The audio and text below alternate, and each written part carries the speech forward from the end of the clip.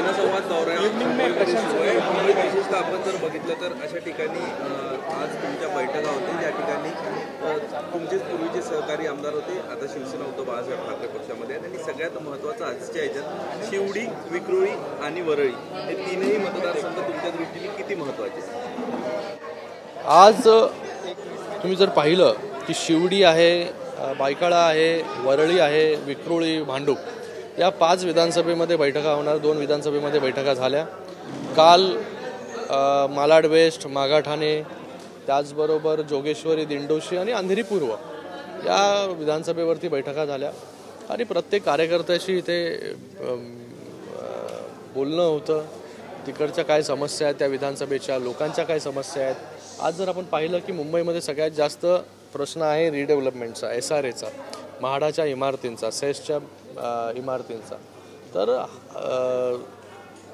हे सगळे विषय कशा प्रकारे मार्गी लागतील आणि त्याला सुरुवात देखील झालेली आहे. रमाबाई नगर जो सगळ्यात मोठा SRAचा विषय होता, गेले अनेक वर्ष प्रकल्प प्रलंबित होता, त्याला सरकारने माननीय मुख्यमंत्री असतील, उपमुख्यमंत्री महोदय असतील, SRA आणि MMRD यांनी एकत्रित येऊन त्या सगळ्या घरांची जबाबदारी घेतली. लोकांना भाडं देखील दिलं 6-6 महिन्याचं आणि त्याचबरोबर लोकांना आपल्या हक्काचं घर जे गेले अनेक वर्ष प्रलंबित होतं, हे घरं देण्याचं काम देखील येणाऱ्या काही वर्षात हे MMRDच्या माध्यमाने म्हणजे सरकारच्या माध्यमाने जोपर्यंत आतापर्यंत तर सगळ्या काही गोष्टी ज्या होत्या बिल्डरवरती डिपेंडेंट होत्या, बिल्डरला बाजूला करून सरकार स्वतःनी जी ही रिस्पॉन्सिबिलिटी घेतली म्हणजे जो मराठी माणूस, जो मुंबईकर घर सोडून मुंबईच्या बाहेर गेला, त्याला परत मुंबईमध्ये आणण्यासाठी हा उपक्रम मान्य मुख्यमंत्री महोदयांनी सुरू केला आणि त्याला यश देखील आलं. आज रमाबाई नगरमधील हजारो कुटुंबांना त्यांचं हक्काचं घर मिळणार आहे. तसाच प्रॉब्लेम जो आहे हा वरळी असेल, शिवडी असेल, बायकाळा असेल, हा सगळ्या वेगवेगळ्या ठिकाणी आहे. इथे म्हाडाच्या इमारती ज्या आहेत त्यांचा रिपेअरिंगचा विषय आहे. त्याचबरोबर इथे SRAचा विषय जे गेले अनेक वर्ष प्रलंबित आहेत. क्लस्टरचा विषय आहे. क्लस्टर योजना जी आम्ही ठाण्यापासून सुरुवात केली, ती क्लस्टर योजना आज मुंबईमध्ये देखील आणली. आता लोकांची मागणी आहे की क्लस्टर योजना जी आहे मुंबईमध्ये मोठ्या प्रमाणामध्ये राबवली गेली पाहिजे, कारण की घराच्या बदल्यामध्ये घर हे देण्याचं धोरण जे आहे क्लस्टरमध्ये आहे. तर ह्या सगळ्या गोष्टीचा एक इकडे चर्चा होते. त्या चर्चेमधून वेगवेगळे विषय समोर येतात. हे सगळे विषय मान्य मुख्यमंत्री मोदयांपर्यंत आम्ही घेऊन जातो. त्याचबरोबर संघटनात्मक ताकद कशी आहे, कशा प्रकारे इकडे तयारी चालू आहे, योजना असेल, लाडकी बहीण मुख्यमंत्री माझी लाडकी बहीण योजना, ही योजना लोकांपर्यंत पोहोचते का, त्याच्यामध्ये काय प्रॉब्लेम्स आहेत का, पुढच्या 8 दिवसामध्ये अजून किती आपण लाभार्थी बनवू शकतो. तर या सगळ्यांवरती सविस्तर आढावा चर्चा या बैठकींच्या माध्यमाने होत आहे. ग्रासरूटला पोचता येते, ग्रासरूटचे काय समस्या आहेत, साध्या शिवसैनिकांशी बोलता येतं, पदाधिकाऱ्यांशी बोलता येतं.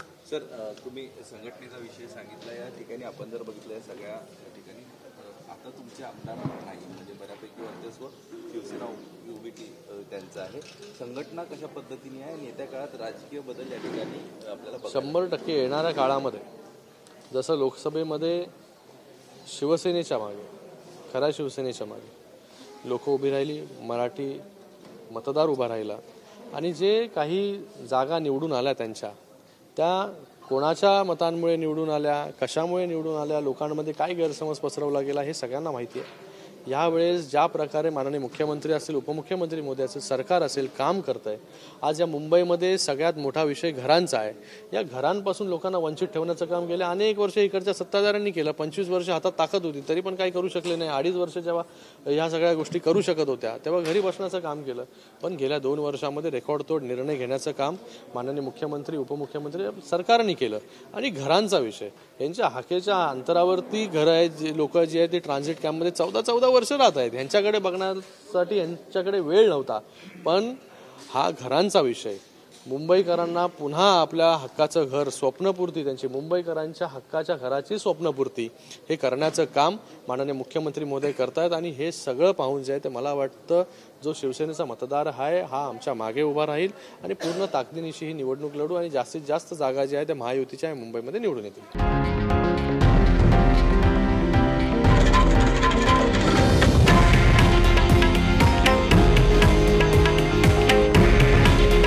हे आहे देशातील नंबर 1 न्यूज नेटवर्क आणि आपण पाहत आहात TV9 मराठी.